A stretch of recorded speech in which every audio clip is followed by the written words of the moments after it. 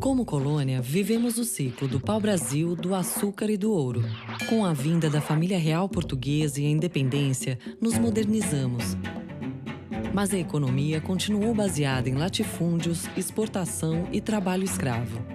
Um ano depois de abolida a escravidão, veio a República e o ciclo do café continuou até a crise de 29, que atingiu o mundo todo. O Brasil se recuperou e se desenvolveu com Getúlio, Juscelino e o milagre econômico. O sonho foi interrompido pelas duas crises mundiais do petróleo que levaram à crise da dívida externa e à alta inflação, problemas que continuaram na democracia. O primeiro presidente eleito em décadas não assumiu. O vice não tinha a mesma legitimidade. O que poderia salvar o Brasil da inflação, da recessão e de um novo golpe? Que eu tinha quase que certeza que eu era um presidente da República daqueles que o Brasil tinha eleito, destinados a serem depostos, como tinha caído o Jânio Quadros, como tinha caído o Getúlio, quando falharam todas as soluções. Tancredo Neves foi o presidente eleito, mas não assumiu o cargo. Não tinha grande penetração na grande mídia nacional, não tinha apoio de grandes grupos econômicos e não tinha partido político. Não tinha participado da organização do plano de governo do Tancredo. Não tinha escolhido nenhum ministro de Estado, não conhecia ninguém. Além disso, no primeiro ano de governo, os indicadores econômicos não melhoraram. A primeira tarefa de Sarney foi de gerar legitimidade para o seu próprio mandato. A legitimidade dependia do aumento da popularidade do presidente. Isso só com um milagre, como o fim da inflação. Sobre plano de estabilização. Há uma divisão clássica entre plano ortodoxo e plano heterodoxo. O plano ortodoxo é aquele que pretende resolver o problema da alta inflação, reduzindo a demanda, né? Era usar os instrumentos clássicos, ou seja, a taxa de juros e uma política fiscal contracionista. Não dava para você fazer um ortodoxo. Eu não tinha condições políticas de fazer isso. Eu também tinha a perfeita noção que se eu adotasse um programa da fórmula ortodoxa, eu inevitavelmente estava fazendo aquilo e o Jango tinha feito todas as coisas erradas para ser deposto, né? E nesse momento ninguém sabia o que é que poderia acontecer. Havia gaviões dentro do governo Sarney, havia golpistas dentro do governo Sarney. A única força organizada capaz de tomar decisões naquele tempo eram as Forças Armadas. E de qualquer maneira, plano ortodoxo não seria a solução. Na realidade, nós estávamos diante de um problema muito mais sério. É muito diferente de uma inflação que acontece por um fenômeno de mercado puro e simples. Então, nós tínhamos desenvolvido o que nós chamamos a teoria da inflação inercial. Quem teve a ideia básica original foi o Mário Henrique Simonsen, num trabalho de 1970. Nós percebemos que um elemento crítico da inflação brasileira era a indexação. Em 1964, criou-se um sistema de indexação generalizada baseada na correção monetária. No Brasil, a indexação começou com a correção monetária de impostos e financeira. A indexação salarial veio por tabela, por consequência. Bom, já que os impostos são indexados e os rendimentos financeiros são indexados, é justo que os rendimentos de trabalho também o sejam. Isso daí passou para a taxa de câmbio, daí passa para o preço da energia e depois passa para o preço da gasolina. Quer dizer, a correção monetária é uma panaceia, né, que ajuda a conviver com a inflação. Então, a correção monetária parecia, assim, um ovo de Colombo. Ótimo. Para que lutar contra a inflação? Eu vou me aliar à inflação. Mas, do outro lado, ela cria enormes distorções. Quer dizer, é como se fosse um remédio extremamente forte, não é? Quase uma droga que você toma para poder conviver. Depois de algum tempo, todo mundo começa informalmente também a fazer isso. Então, isso é a chamada inércia inflacionária, né? o que eles chamavam de inflação inercial, ou seja, que a inflação se repete pela memória das pessoas que esperam que você vá ter uma nova inflação, um aumento de preço. Se eu tocar o salário, eu reajusto o preço. Se reajusta o preço, aumenta o aluguel de novo, e assim por diante. Ficava uma cadeia, né, que não parava nunca, porque ninguém podia parar. A metáfora para captar bem é o que acontece em jogo de futebol. Né? Se um levanta, os outros levantam. No final, porque vários levantaram, os outros levantam. No final está todo mundo de pé. E, na verdade, a qualidade de visão é a mesma que se tivesse todo mundo sentado. Mas ninguém tem incentivo individual para sentar. Então, isso aí produziu a inércia que foi levando a inflação para cada vez patamares mais altos. Ela nunca caía, ela sempre subia. Porque ela já traz o acúmulo da inflação que já vem do outro mês, e ela só vai se somando. Então, as pessoas começaram a corrigir preço e salário de forma aleatória. Quanto mais a inflação subia, mais rápida era a correção monetária. Os prazos de indexação eram reduzidos. Então, de ano em ano, de 6 em 6 meses, depois é 3 em 3 meses. Todos os meses, todas as semanas. Nós chegamos a ter, eu lembro disso, taxa de juros de 1% ao dia. O sistema de indexação do Brasil tinha tornado a inflação brasileira única em todo o mundo. Inflação sem correção monetária é uma coisa, inflação com correção monetária é outra coisa. Ora, quando isso acontece, você pode fazer a austeridade que você quiser fazer, que a inflação continua bela e formosa. Então, como é que eu vou acabar com isso? Bom, eu tenho que acabar com o sistema. Eles haviam feito no Israel um programa desse de heterodoxo e que eles estavam tendo resultados. Então, foi o Pércio Arida, foi a Israel.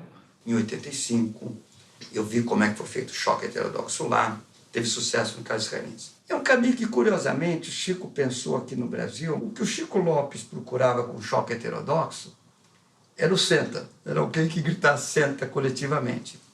Esse alguém era o Estado. E fizemos, então, um plano cruzado, que tinha essa destinação, quer dizer, de resolver, através de uma fórmula heterodoxa, o problema da inflação brasileira. Vamos aproveitar, nesse momento, todos juntos para reconstruir uma grande nação brasileira. Eu sabia que estava colocando minha cabeça na guilhotina, porque, naquele tempo, enfrentar toda o empresariado nacional fazendo o congelamento de preços era uma coisa extremamente arriscada. Fiquei com muito receio. Nós todos estávamos no mundo sem saber o que ele ia resultar. Não se sabia, ninguém sabia, era uma aventura.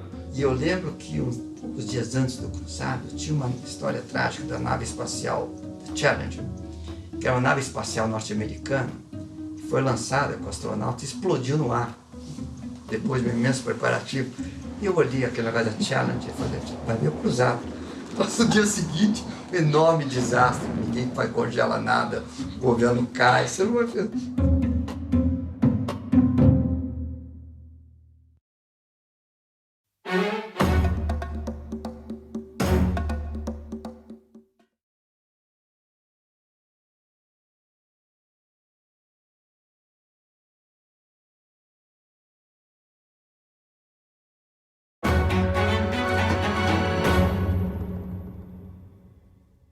O Plano Cruzado foi lançado em fevereiro de 86.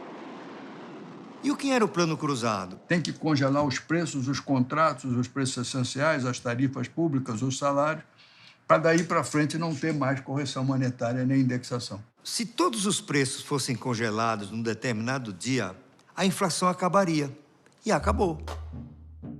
O Plano Cruzado, eu acho que foi um êxito que passamos a ter no primeiro mês, segundo, inflação zero, e a inflação muito baixa. Inflação baixíssima e até negativa, e o país, naquele ano, mudou.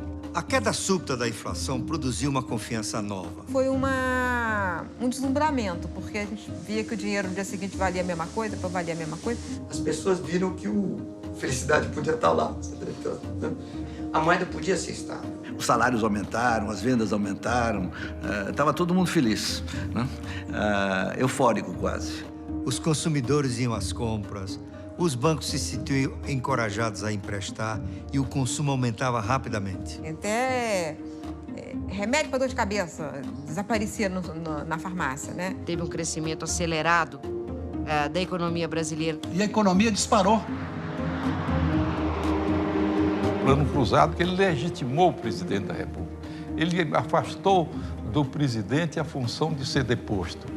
Durante o Plano Cruzado, o presidente Sarney bateu recorde de popularidade. Um presidente que era criticado, atacado por ter vindo da ditadura, de repente viu a sua popularidade passar de 80%. O povo, no momento em que aceitou ser fiscal do presidente, assegurou o êxito desse programa.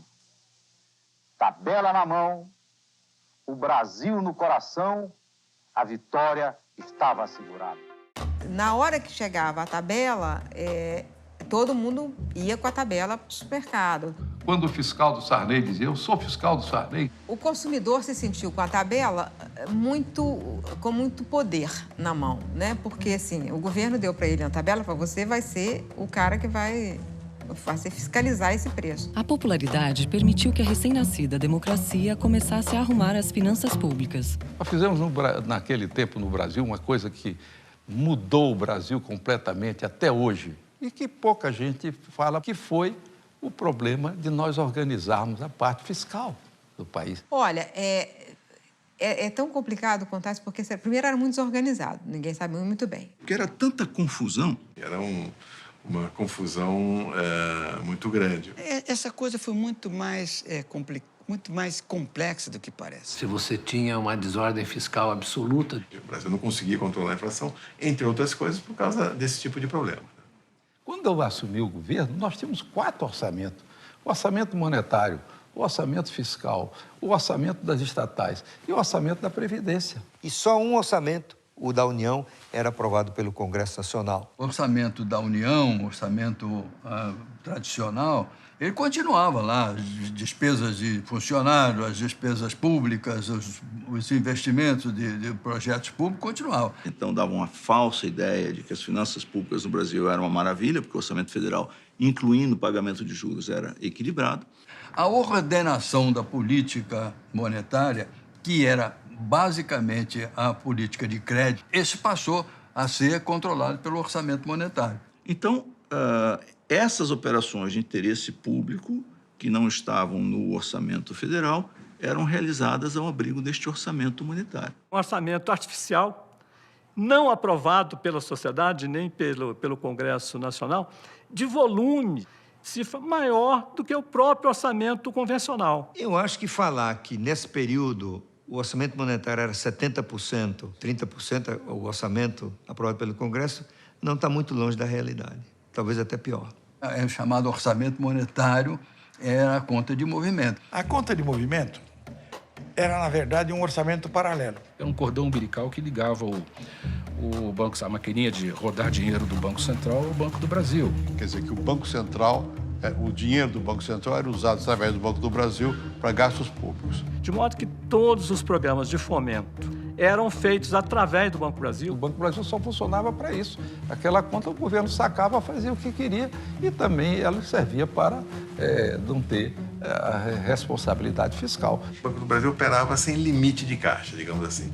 Ele ia emprestando sem necessariamente ter a captação de recursos. A conta de movimento do Banco do Brasil, que era um poço sem fundo. Seguinte, o Banco do Brasil tinha uma conta conjunta com o Banco Central.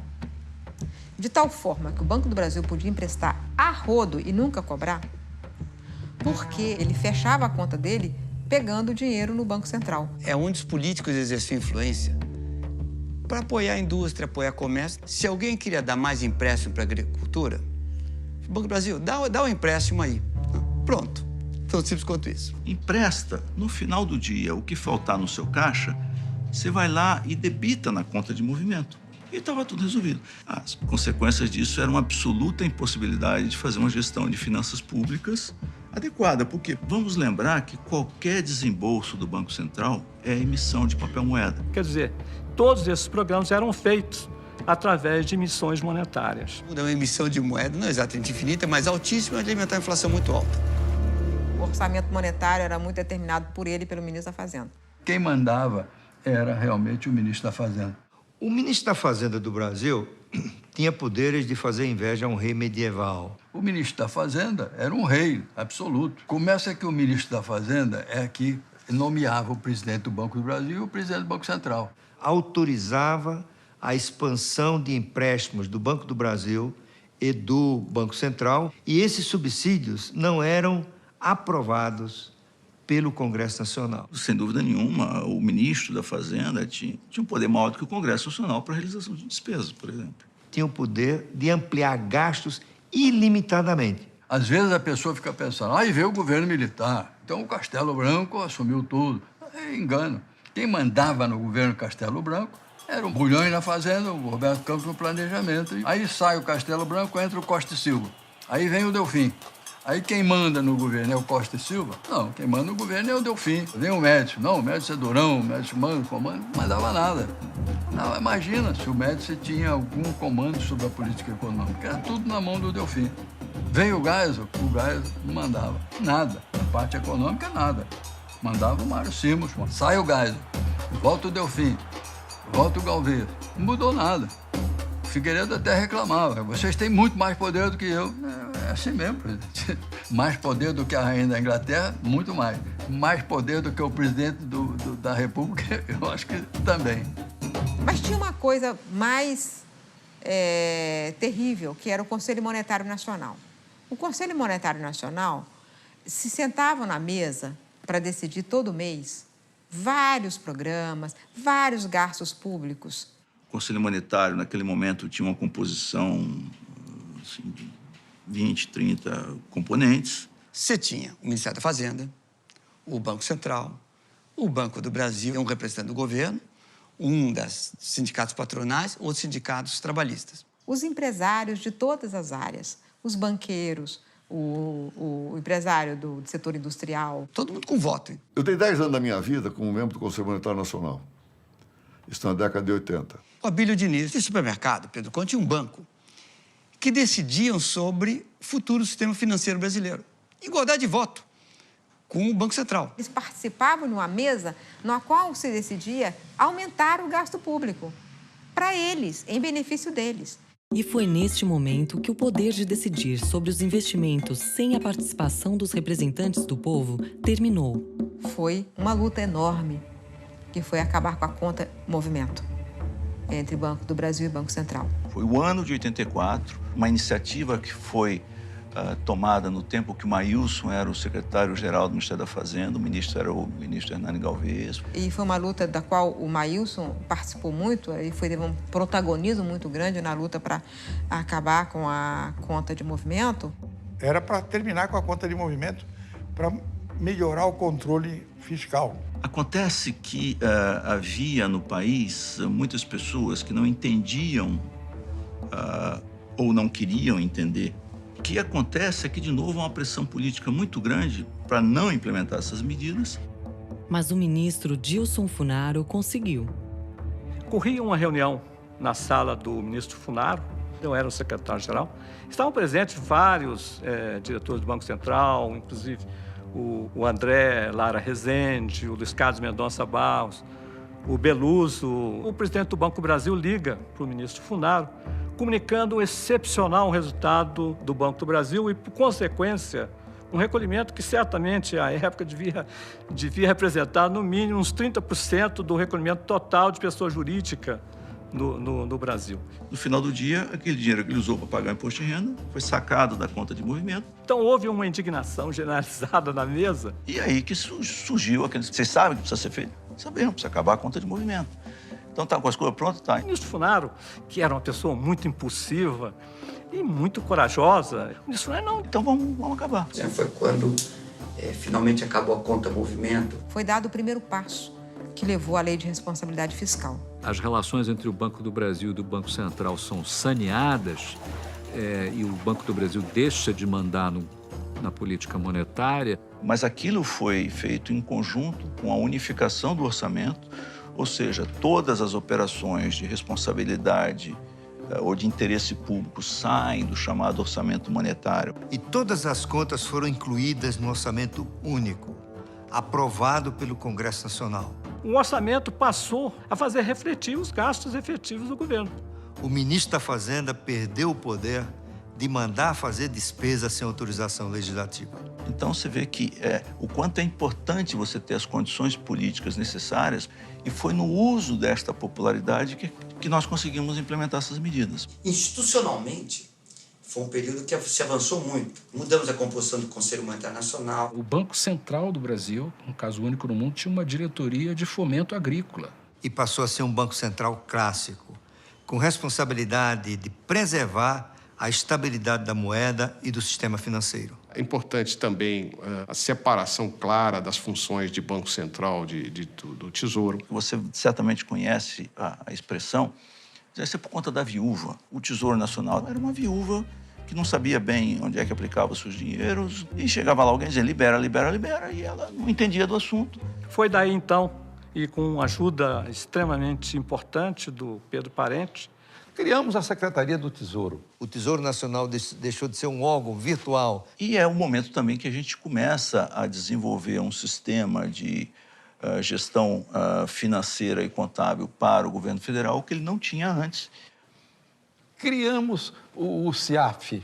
Sistema Integrado de Administração Financeira do Tesouro Nacional. Foi um sistema totalmente integrado de execução orçamentária, financeira e contábil para o Tesouro Nacional e todas as unidades do governo federal em todo o país.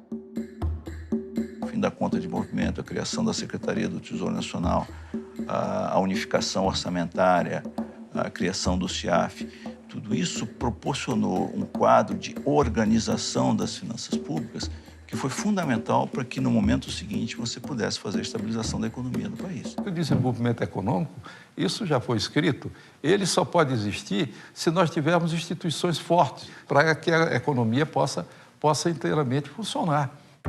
Havia tanto a mudar que era necessário uma nova Constituição.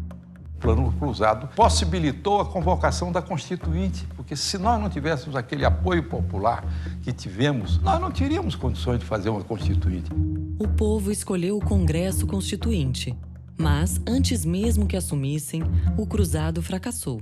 8 meses depois do lançamento, o Plano Cruzado já é um fracasso oficialmente reconhecido. Um mês depois, nasce o Cruzado 2. Quando chega no final do ano, né?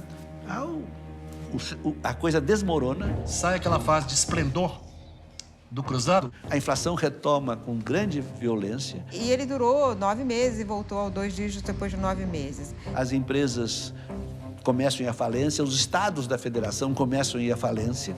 E aí mergulhamos numa crise de crescimento. Abaixo tem um ano até de crescimento negativo, né? O plano devia ter dado certo. Entretanto, foi um fracasso. Por que não deu certo o Plano Cruzado? Por muitos motivos. Primeiro, havia a concepção de que o plano era recessivo, que era uma coisa errada, já que ele depois mostrou que era um plano consumista, né? Teve uma onda de compras e foi o que produziu o desabastecimento também. Com o fim súbito da inflação, a demanda subia de elevador e a oferta de escada. Era preciso complementá-la com as importações. Mas o Brasil era uma economia fechada. Então faltava mercadoria e havia pressão para o aumento de preços. Outra razão era o desequilíbrio de preços. O João aumentava seus preços no dia 1º do mês, o Antônio no dia 10 do mês e a Maria no dia 20 do mês. Quando você breca de repente a inflação, tem o sujeito que acabou de reajustar o preço. Esse está feliz, que ele reajustou no pico. Certo? O outro que ia reajustar, mas não teve oportunidade de reajustar, esse pode quebrar. Então, ficaram desequilíbrios de preços relativos importantes que depois teriam que ser corrigidos. Né? E aí, quando você corrige os preços relativos, né, você tem inflação de novo. E é impossível ao Estado arbitrar. Congelei todos os preços. Mas o seu tem que diminuir e o dela tem que aumentar. Você não consegue fazer. A economia é complexa demais para esse tipo de administração. Era insustentável. Começou, então, o descongelamento de preços, o que fez com que a inflação voltasse de maneira muito virulenta. Foi muito traumático para mim, mas, ao mesmo tempo, enorme aprendizado de ver um plano de estabilização dar errado. A lição é o seguinte: quem te dá o ok para fazer estabilização é um político que tem um projeto político. Quando você pensar em estabilização, pensa no plano econômico, pense no plano jurídico e pense no plano político. Que é um projeto antes de mais nada político. O plano havia fracassado, mas a democracia era consolidada.